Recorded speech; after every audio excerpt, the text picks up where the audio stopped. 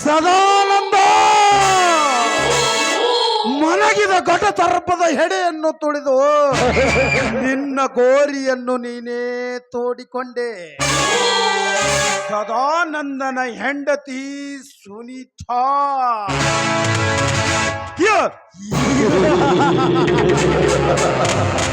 ಸರ್ವ ಸುಂದರಿ ಎಂದು ಗರ್ವದಿಂದ ಮೆರೆದು ನೋಡುವವರ ಕಣ್ಣನ್ನೇ ಸೆಳೆದು ಸರ್ವ ಅಧಿಕಾರಿ ಎಂದು ಪ್ರೇಮದ ಪರಿಮಳವನ್ನು ಸೆರೆಗೊಳ್ಳದೆ ಹೋದರೆ ನನ್ನ ಹೆಸರು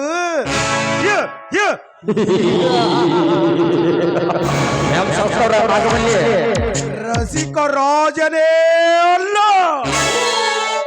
ದಂತದ ಗೊಂಬೆಯಂತಿರುವ ನನ್ನ ರಂಬೆ,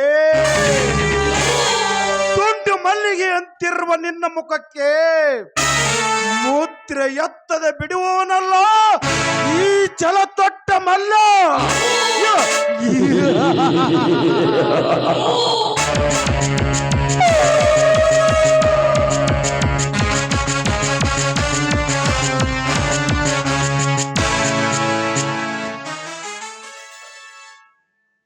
ಶ್ರೀಮಂತರು ಏನೋ ಗಹನವಾದ ವಿಚಾರದಲ್ಲಿ ನಿಂತಾಗಿದೆ. ಓಹೋ ಬಾ ಸುಜಾತ, ಕಣ್ವರ್ಷಿದ ಕನ್ಯೆ ಕಣ್ಮುಂದೆ ಬಂದಾಗ ಆಗುವ ಆನಂದ ಅತಿರೇಕ ಅಪಾರ. ಈ ಎನಿಯನ ಮನ ತಣಿಸಲು ಕುಣಿದು ಕುಪ್ಪಳಿಸು ಆನಂದ ಅತಿರೇಕದಲ್ಲಿ. ರಸಿಕನ ಮನ ತಣಿಸಲ್ದ ಆಗದೆ ಇರುತ್ತೆ. ಓಕೆ ಚಿನ್ನ. ಸುಂದರಿಯೇ ನನ್ನ ಬಂಗಾರಿ ನೀನು, ಒಂದೇ ವಯಸ್ಸು ಪ್ರೀತಿ ಸೊಗಸು ಕೂಡಿತು ನಮ್ಮ ಮನಸ್ಸು, ಕೂಡಿತು ನಮ್ಮ ಮನಸ್ಸು.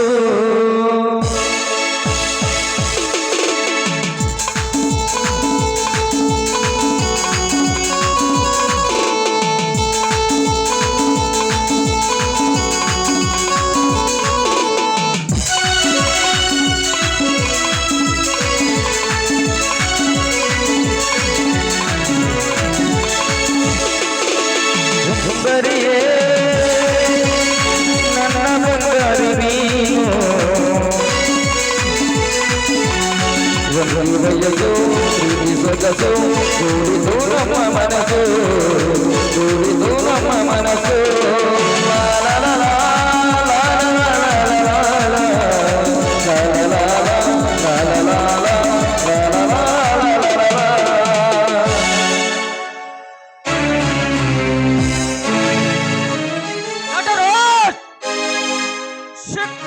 ಹೆಣ್ಣುಗಳ ಜೊತೆ ನಾಟ್ಯವಾಡಲು ಇದೇನು ಸೂಳೆಯರ ಮನೆ ಎಂದು ತಿಳಿದಿರುವನು ಆ ಮನೆ ಹಾಳ.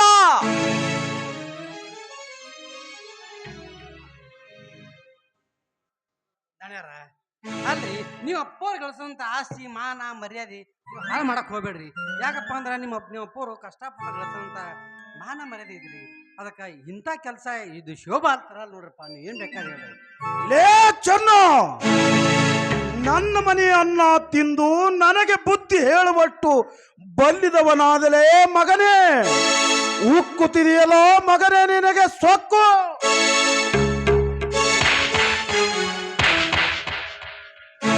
ನಟರಾಜ್, ವಯಸ್ಸಿಗೆ ಬಂದ ಮಗನೆಂದು ಸುಮ್ಮನೆ ಬಿಟ್ಟರೆ ನಿನ್ನಿಷ್ಠೆಯಂತ ಹೆತ್ತ ತಂದೆ ಅಂತಿರುವ ಚೆನ್ನಪ್ಪನ ಮೇಲೆ ಕೈ ಮಾಡುವನೋ ಕತ್ತೆ.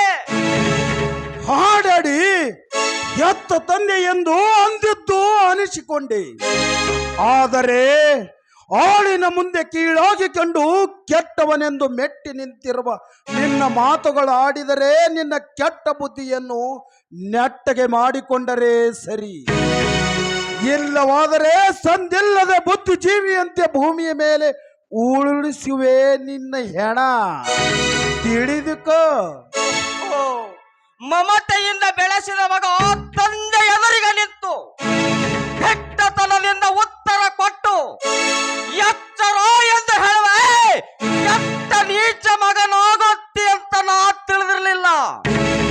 ಏನಲೇ ಕತ್ತೆ ಕಿರುಬ, ಕೆಟ್ಟ ನಿನ್ನ ಬುದ್ಧಿಯನ್ನು ತಿದ್ದಿಕೊಂಡರೆ ಈ ಮನೆಗೆ ಮಗನಾಗುವೆ, ಇಲ್ಲ ಬೀದಿ ಬೀದಿಯಲ್ಲಿ ತಿರುಗುವ ತಿರುಕ ನಾಯಿಯಾಗುವೆ. ಎಚ್ಚರ. ತಿರುಕ ನಾಯಿ ಹೊರಕು ಅರಿವಿ ಹಾಕಿಕೊಂಡು ತಿರುಬೇಕು ತಿರುಗನಂತೆ ತಿರುಗಿದ್ಯೋ. ಹೋದರೆ ಸಡದ ತಂದೆ ಎನ್ನುವುದು ಮರೆತು ಸದ್ದಿಲ್ಲದ ಬುದ್ಧಿಜೀವಿಯಂತೆ ಭೂಮಿ ಮೇಲೆ ಬೀಳಿಸುವೆ ನಿನ್ನ ಹೆಣ, ತಿಳಿದುಕ. ನೀನು ಕೊಳಕು ಕೊಣ್ಣಿ ಎನ್ನುವುದೇ ನನಗೆ ಚೆನ್ನಾಗಿ ಗೊತ್ತು. ಅದಕ್ಕೆಂದೇ ಇಡೀ ಆಸ್ತಿಯನ್ನು ಯಾರ ಹೆಸರಿಗೆ ಬರೆಯಬೇಕು ಅವರ ಹೆಸರಿಗೆ ವಿಲ್ ಮಾಡಿದಾಯ್ತು. ಮೇಲಾಗಿ ಹೇಳಿದರೆ ಹೆತ್ತವರ ಆಣೆ ಎಂದು ಆಣೆ ತೆಗೆದುಕೊಂಡಿದ್ದೇನೆ. ನೀನು ಎಷ್ಟು ಹಾರಾಡಿದರೇನು, ನೀನು ಎಷ್ಟು ಚಿರಿಚಾಡಿದ್ದರೇನು, ಅದು ನಿನಗೆ ಸಿಗುವುದೇ ಇಲ್ಲ. ನಂಜೇಗೌಡ, ಹಡದ ಕರಳಿನ ಕುಡಿಯನ್ನು ಕೆಡಗೆಣಿಸಿ ಕೆಡಕು ಬಯಸುವ ಕೆಟ್ಟ ತಂದೆ ಎನ್ನುವುದು ಇವತ್ತು ಗೊತ್ತಾಯಿತು. ಈ ನನ್ನ ಸರ್ವ ಆಸ್ತಿಯನ್ನು ಮತ್ತವರ ಹೆಸರಿಗೆ ವೀಲ ಬರೆಸಿದೆಯೇನು ನಂಜೇಗೌಡ? ಈ ಮಗನ ಒಂದು ಮುಖ ನೋಡಿದ್ದೆ, ಆದರೆ ಇನ್ನೊಂದು ಮುಖ ನೋಡಲೇ ಇಲ್ಲಲ್ಲ. ನಾನು ಆಡಿದ್ದೆ ಮಾಡುವನು, ಮಾಡಿದ್ದೆ ಆಡುವನು.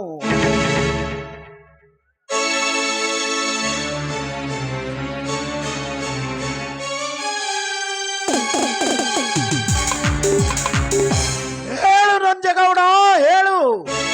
ನಿನ್ನ ಪ್ರಾಣದ ಮೇಲೆ ಪ್ರೀತಿ ಇದ್ದರೆ ಈಗಲೇ ನಿಜವಾಗಿ ಹೇಳು.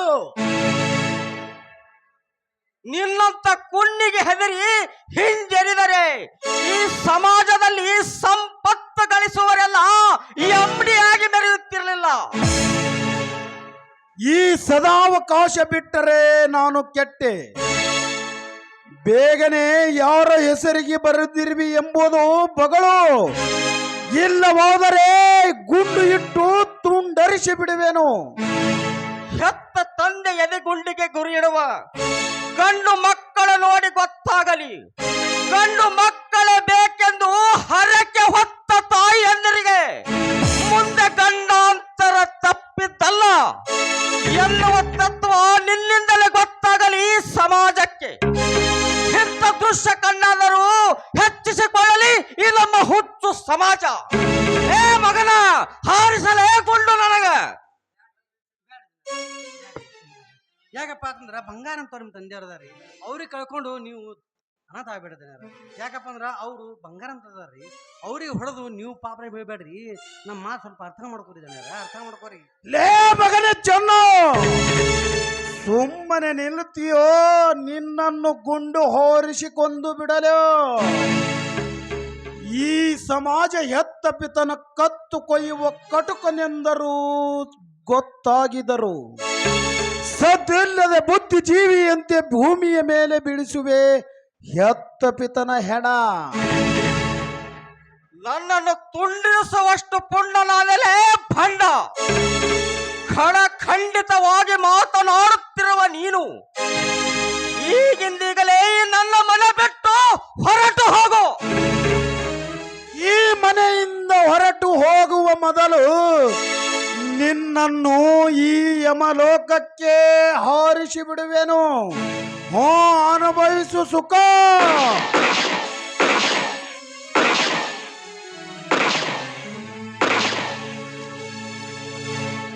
ಸಾಯಲೇ ಸೂಳೆ ಮಗನೇ.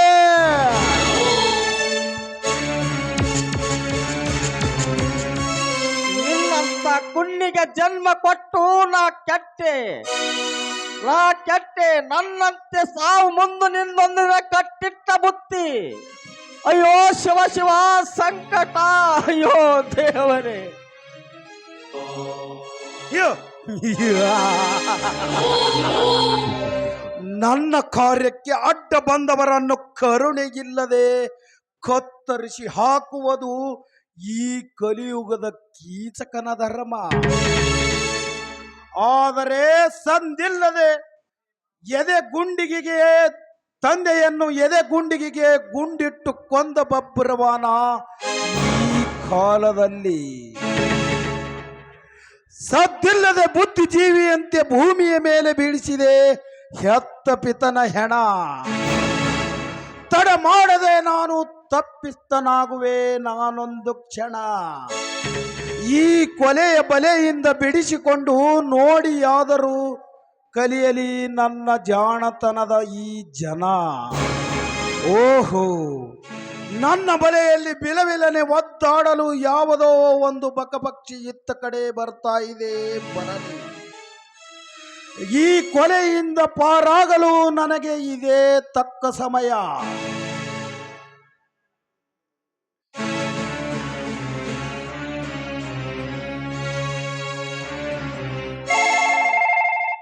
ಹಲೋ, ಇನ್ಸ್ಪೆಕ್ಟರ್ ಸುದೀಪ್ ಅವರು ಇದ್ದಾರೆ. ನಮಸ್ಕಾರ ಸರ್, ನಾನು MD ನಂಜೇಗೌಡರ ಮಗ ನಟರಾಜ್ ಮಾತಾಡುತ್ತಿರುವುದು. ನಮ್ಮ ತಂದೆಯವರ ಕೊಲೆಯಾಗಿದೆ ಸರ್, ಬೇಗನೆ ಬನ್ನಿ. ಕೊಲೆಗಾರನನ್ನು ಇಲ್ಲೇ ಹಿಡಿದಿಟ್ಟಿರುವೆ, ಬೇಗನೆ ಬನ್ನಿ ಸರ್. ಇನ್ಸ್ಪೆಕ್ಟರ್ ಬರುವವರೆಗೂ ನಾನು ಈ ಮನೆಯಲ್ಲೇ ಬಚ್ಚಿಟ್ಟುಕೊಳ್ಳ ಇರಲೇಬೇಕು.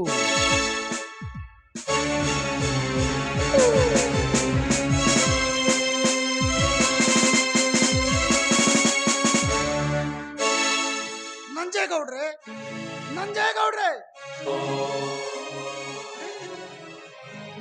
ನಮ್ಮ ನಂಜೇಗೌಡರು ರಕ್ತದ ಗೋಕುಳಿಯಲ್ಲಿ ಮಲಗಿದ್ದಾರಲ್ಲ.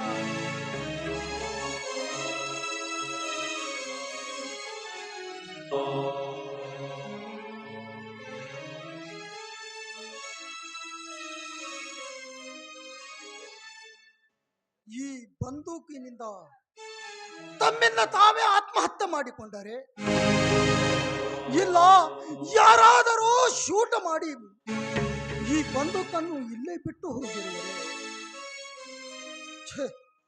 ಬೇಡ, ಇಂಥ ಆಪತ್ತಿನಲ್ಲಿ ಸಿಕ್ಕಿಕೊಂಡು ಒದ್ದಾಡುವುದಕ್ಕಿಂತ ಇಲ್ಲಿಂದ ಪಾರಾಗಿ ಹೋಗುವುದೇ ಲೇಸು.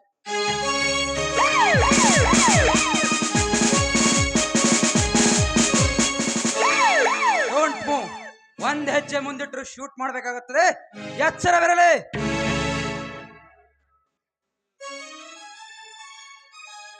ನೋಡ್ರಿ ಸರ್, ದೇವರಂತ ನಮ್ಮ ತಂದೆಯನ್ನು ಕೊಲೆ ಮಾಡಿ ಹಾಗೆ ಓಡಿ ಹೋಗ್ತಾನ ನೋಡ್ರಿ ಸಾಹೇಬ್ರ. ಇವನನ್ನು ಸುಮ್ಮನೆ ಬಿಡಬೇಡ್ರಿ ಸಾಹೇಬ್ರ, ಚೆನ್ನಾಗಿ ಒದ್ದರೆ ತೋನೆ ಬಾಯಿ ಬಿಡುತ್ತಾನೆ ಈ ಬಡ ಭಿಕಾರಿ. ಇಲ್ಲ ಸರ್, ನಾನು ಕೊಲೆ ಮಾಡಿಲ್ಲ ಸರ್, ಕೊಲೆ ಮಾಡಿಲ್ಲ. ಅನ್ನ ಹಾಕಿದ ಧನಿಗೆ ಕನ್ನ ಹಾಕುವ ನೀಚ ಬುದ್ಧಿಯವ ನಾನಲ್ಲ. ನಾನು ಕೊಲೆ ಮಾಡಿಲ್ಲ ಸರ್, ಕೊಲೆ ಮಾಡಿಲ್ಲ. ಹಾಗಾದ್ರೆ ಕೊಲೆ ಯಾರು ಮಾಡಿದಂತ ಬೇಗ ಬಗಳು. ನಾನು ಕೊಲೆ ಮಾಡಿಲ್ಲ ಸರ್.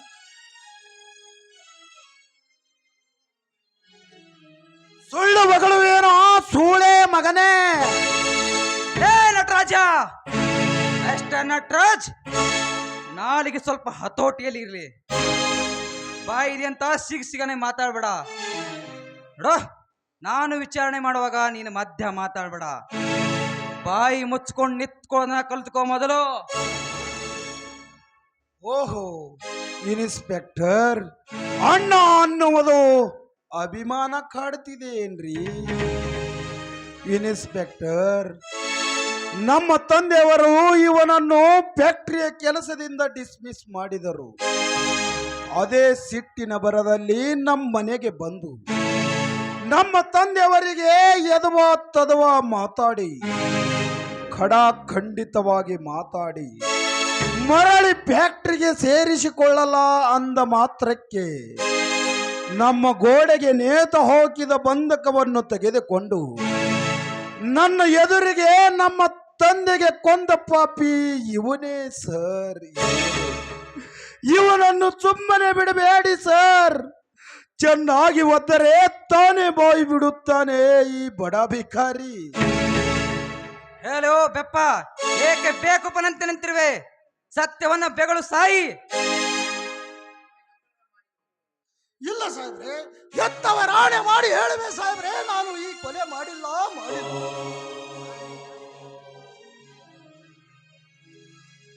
ಆದರೆ ಫ್ಯಾಕ್ಟರಿಯಲ್ಲಿ ನನ್ನ ಕೆಲಸ ಓದುದ್ದರಿಂದ ನಾನು ಕೇಳಲು ಬಂದಿದ್ದು ನಿಜ. ನಾನು ಬರುವಷ್ಟರಲ್ಲಿ ಕೊಲೆ ನಡೆದು ಹೋಗಿತ್ತು ಸಾಹೇಬ್ರೆ, ಕೊಲೆ ನಡೆದು ಹೋಗಿತ್ತು. ಇದನ್ನು ನಾನು ನೋಡಿದ್ದು ಇಷ್ಟೇ. ನನ್ನನ್ನು ನಂಬಿಕೆ ಇಟ್ಟ ನಮ್ಮ ತಂದೆಯನ್ನು ನುಂಗಿ ನೀರು ಕುಡದ ಕೆಟ್ಟ ಹುಳ ನೀನು. ನೀನು ಮಾಡಿದ ಪಾಪ ತೊಲಗಿತು ಎಂದು ತಿಳಿಯಬೇಡ. ನೀನೇ ಮಾಡಿದೆ ಎಂದು ಚೆನ್ನಾಗಿ ತಪ್ಪವನ್ನು ಒಪ್ಪಿಕೋ. ಅಯ್ಯೋ ಪಾಪಿ, ನನ್ನ ಮೇಲೆ ಯಾವುದೋ ದೇಶಕ್ಕಾಗಿ ಈ ಕೊಲೆಯ ಅಪವಾದವು ನನ್ನ ಮೇಲೆ ಹೊರಿಸಲು ನಿನಗೆ ಮನಸ್ಸಾದರೂ ಹೇಗೆ ಬಂದಿತೋ ನೀಚ? ಸಾಹೇಬ್ರೆ, ನಾನು ಕೊಲೆ ಮಾಡಿಲ್ಲ. ಹಾಗಾದ್ರೆ ಕೊಲೆ ಯಾರು ಮಾಡಿದವರು ಅಂತ ನಿನಗೆ ಗೊತ್ತಿರ್ಬೇಕಲ್ಲ? ಗೊತ್ತಿದ್ದರೆ ನಾನು ಅವಾಗಲೇ ಹೇಳಿಬಿಡ್ತಿದ್ದೆ ಸರ್. ಗೊತ್ತಿದ್ದರೂ ಸಹಿತ ಗೊತ್ತಿಲ್ಲದಂತೆ ನಾಟಕ ಮಾಡೋ ಮಾಟಗಾರ ನೀನಂತ ನನಗೆ ಚೆನ್ನಾಗಿ ಗೊತ್ತೋ. ಗತ್ತು ಮಾಡದೆ ಸತ್ಯವನ್ನು ಬೊಗಳು ಸಾಯಿ. ಅಪರಾಧಿ ಸ್ಥಾನದಲ್ಲಿ ನಿಂತು ನಿರಪರಾಧಿ ಹಾಗೆ ಪರಮಾಡಿದರೆ ನೀ ಮಾಡಿದ ಪಾಪ ತೊಲಗಿತು ಎಂದು ತಿಳಿಯಬೇಡ. ನನ್ನ ತಮ್ಮ ಒಬ್ಬ ನಿಷ್ಠಾವಂತ ಪೊಲೀಸ್ ಅಧಿಕಾರಿ ಎಂದು ನಾನು ತಿಳಿದಿದ್ದೆ. ಆದರೆ ನಿರಪರಾಧಿಗೆ ಅಪರಾಧಿ ಸ್ಥಾನದಲ್ಲಿ ನಿಲ್ಲಿಸುವ ನೀಚನೆಂದು ನಾನು ತಿಳಿದಿರಲಿಲ್ಲ. ಏ ಮಿಸ್ಟರ್, ಅಣ್ಣ ತಮ್ಮನ ಸಂಬಂಧವೇ ಸತ್ತು ಹೋಗಿದೆ ಅಂದ ಮೇಲೆ ಇಲ್ಲಿ ಸಂಬಂಧಕ್ಕೆ ಬೆಲೆ ಇಲ್ಲ. ಸುಮ್ಮನೆ ಅಪರಾಧಿಯಾಗಿ ಆ ಜೈಲಲ್ಲಿ ಸಾಯೋದಕ್ಕಿಂತ ಮೊದಲು ಕಂಡ ಸತ್ಯವನ್ನು ಬಗಳು ಸಾಯೋ ಇಲ್ಲೇ. ಏನ್ರಿ ಇನ್ಸ್ಪೆಕ್ಟ್ರೆ, ನಮ್ಮ ಕೊಲೆಯಾಗಿದ್ದು ಸತ್ಯವನ್ನು ನಾನೇ ಹೇಳುತ್ತಿರುವಾಗ ಕೊಲೆ ಯಾರು ಮಾಡಿದರೆ ಅಂತ ಒತ್ತಿ ಕೇಳ್ತಾ ಇದ್ದೀರಲ್ಲ. ನಿಮ್ಮ ಕೈಯಿಂದ ಅರೆಸ್ಟ್ ಮಾಡದಿದ್ದರೆ ಹೇಳಿ, ನಾನೇ SP ಅವರಿಗೆ ಫೋನ್ ಮಾಡಿ ಕಂಪ್ಲೇಂಟ್ ಕೊಡುತ್ತೇನೆ. ಓಹೋ, ಅರೆಸ್ಟ್ ಮಾಡಿಸ್ಲೆಂದೇ ಈ ಕೊಲೆ ಮಾಡಿದ್ಯಾ ಮಿಸ್ಟರ್ ನಟರಾಜ್? ಇನ್ಸ್ಪೆಕ್ಟರ್, ಏನು ಮಾತನಾಡುತ್ತಿರುವಿರಿ ನೀವು? ಹಾಗಾದ್ರೆ ಬಾಯಿ ಮುಚ್ಕೊಂಡು ನಿಂತ್ಕೊಳ್ಳೋದ ಕಲ್ತ್ಕೊ ಮೊದಲು. ನಿನ್ನಂತವನ ಕೈಯಿಂದ ನಾನು ಡ್ಯೂಟಿ ಹೇಗೆ ಮಾಡ್ಬೇಕಂತ ಕಲಿಬೇಕಾಗಿಲ್ಲ. ನೀನು ಬಾಯಿ ಮುಚ್ಕೊಂಡು ಮೊದಲು ಕಲಿತುಕೋ. ಪಿಸಿ, ಏ ಪಿಸಿ,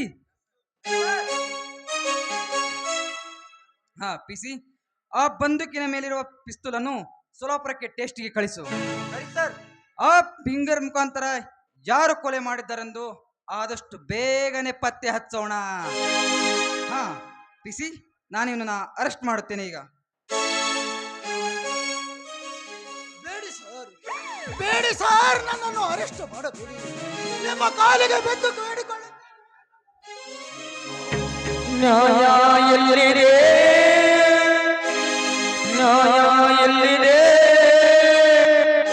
ಎಲ್ಲಿದೆಯೋ ನ್ಯಾಯ?